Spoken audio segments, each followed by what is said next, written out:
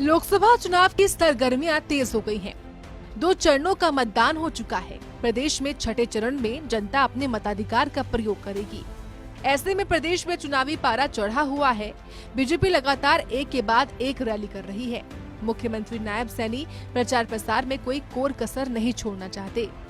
वहीं गुरुग्राम पहुंचे प्रदेश के मुखिया ने माता शीतला मंदिर में पूजा अर्चना की और मंदिर में हो रहे काम का जायजा भी लिया। साथ ही माता शीतला से बीजेपी की जीत की कामना भी की। पूजा अर्चना के बाद मुख्यमंत्री गुरुग्राम से बीजेपी उम्मीदवार राव इंद्रजीत के नामांकन में भी पहुंचे और फिर एक जनसभा को संबोधित किया। मुख्यमंत्री ने कहा कि प्रधानमंत्री के सपने साकार होंगे और इस बार एनडीए 400 पार करेगी। हरियाणा की सभी 10 सीटों पर बीजेपी की जीत होगी। इस दौरान बीजेपी के सभी वरिष्ठ नेता मंच पर मौजूद ही थे।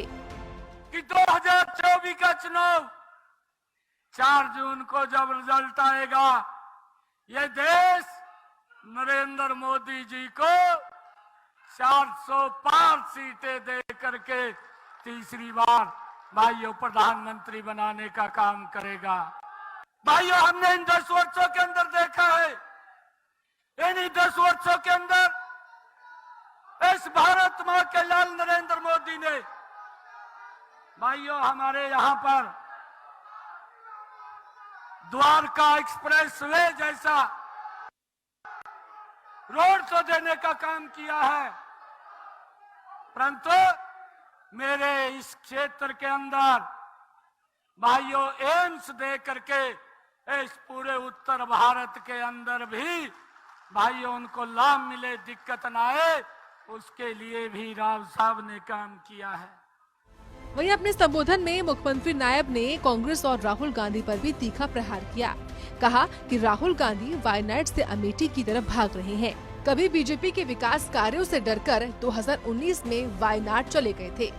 अमेठी के लोगों ने ऐसे व्यक्ति को आईना दिखाने का काम 2014 के चुनाव में किया और फिर भाइयों जब 2019 का चुनाव आया, फिर वो अमेठी छोड़ करके सीधा वायनाड गया और अब 2024 के अंदर वो वायनाड को भी सुरक्षित नहीं समझ रहा, अब वायनाड से भी इधर उधर जाने की सोच रहा है।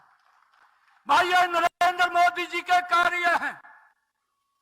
अगर हम देखें 2014 इस देश ने नरेंद्र मोदी जी को 282 सीटें दे करके देश का प्रधान सेवक बनाने का काम नरेंद्र मोदी जी को किया था।